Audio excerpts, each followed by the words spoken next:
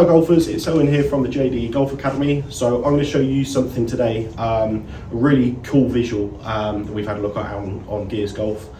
We've gone back through a database of some of our lessons. We found that this common fault occurs in quite a lot of people who come over the top. So the dreaded over the top swing, the one that as golf coaches we probably get asked about 5 times a day, how do I stop it?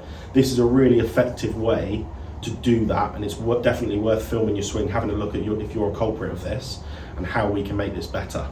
So essentially it's all comes from how we transition from our setup to the top of our backswing. And what I mean by that is how we transition in terms of our bend into our side bend, okay? So we have 3 different vectors we can look at when we're measuring, okay? So we would have, if we imagine this here is my rib cage, so we would have forward bend would be this way, we would then have side bend would be this way, and we'd have rotational, which would be this way.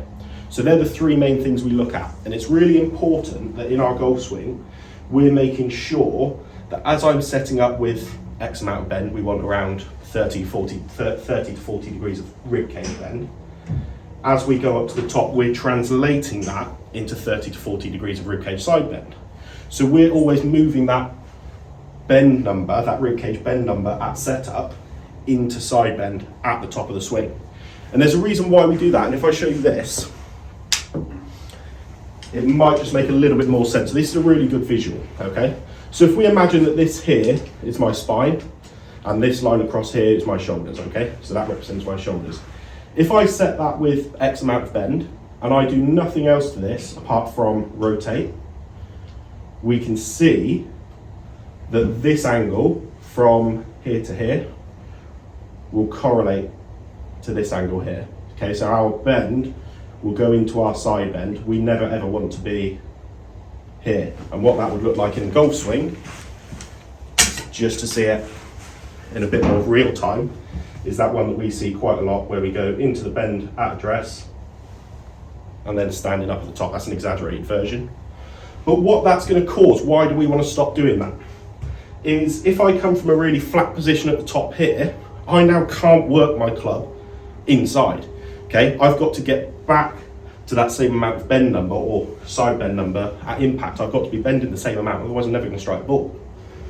So what we have to do from there is go back into that bend number. We've got to reduce the amount of side, we've got to increase the amount of bend that we have going halfway down. And what that's going to lead to is going to be throwing the club across the line. We get the club head outside the hands. So from the top, if I'm here, I have to go there. There's no saving that. Then we get across the ball, we start adding too much loft on the club face. We're going to be cutting across it. We're going to see a lot of pulls left, or we're going to see a lot of slices right. So don't just take my word for it, golfers. This is some Gears data. This is real data from real golfers. So this doesn't lie. So what we're going to do, we're going to take a look at an amateur here on the left. This particular amateur swings 3 degrees across the ball, but we're going to have a look at how he transitions. So he starts with 44 degrees of bend in his golf swing, and we can see as he goes up to the top of the swing, we'd want to see that translate to a similar sort of number. We can see he's at 32 degrees of side bend. So there he's lost 10 degrees. So he's stood up 10 degrees essentially. His frontal bend, he's lost 10 degrees.